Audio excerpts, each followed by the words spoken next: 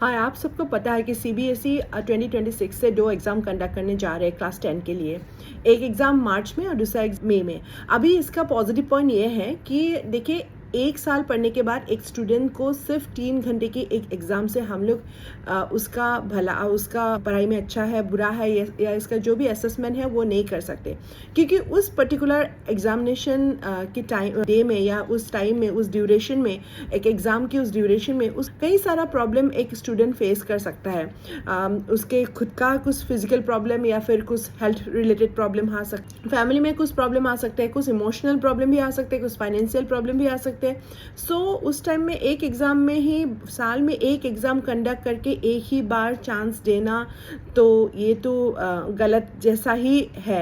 लेकिन अगर उसको 2 चांस मिलता है कि पहली एग्ज़ाम में उसको ये सो एंड सो प्रॉब्लम हो, इसलिए सेकेंड एग्ज़ाम में वो सारे प्रॉब्लम को वो भुला के या नए से प्रिपेयर करके वो बैठ सकता है ताकि वो कुछ अच्छा रिजल्ट दिखा सके।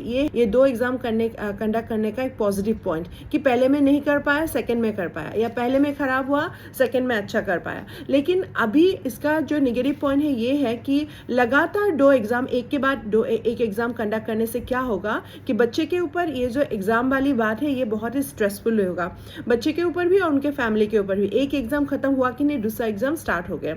और ऐसे 2 एग्ज़ाम 2-3 महीने के अंदर में कंडक्ट करने में सीबीएसई को बहुत ज़्यादा मेरे हिसाब से फाइनेंशियल बर्डन भी आएगा और बहुत ज़्यादा मैन पावर की इन्वॉल्वमेंट की भी बात है। ये सब तो है ही।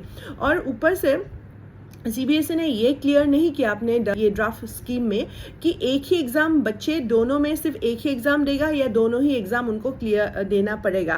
फिर भी उनका जो ड्राफ्ट स्कीम है उसमें कुछ पॉइंट्स ऐसे हैं जिनको पढ़ के ऐसा लगता है कि शायद दोनों एग्ज़ाम में नहीं बैठ के सिर्फ एक में बैठने से भी वो बच्चा क्लास 10 क्वालिफाई कर लेगा। ये पॉइंट्स ऐसा है कि मैं आपको पढ़ के सुनाती हूँ।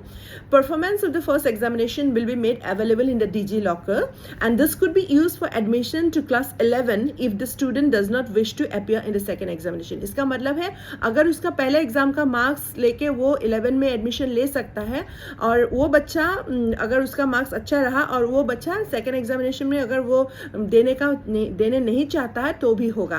And the second point is the student not qualified in the first examination could be allowed admission in the class 11 and based on the result of the second examination their admission be finalize. इसका मतलब ये है कि अगर कोई बच्चा first examination में qualify नहीं भी कर रहा है तो भी उसका सेकेंड एग्जामिनेशन का मार्क्स को लेकर उसका क्लास 11 में एडमिशन को फाइनलाइज कर सकते हैं।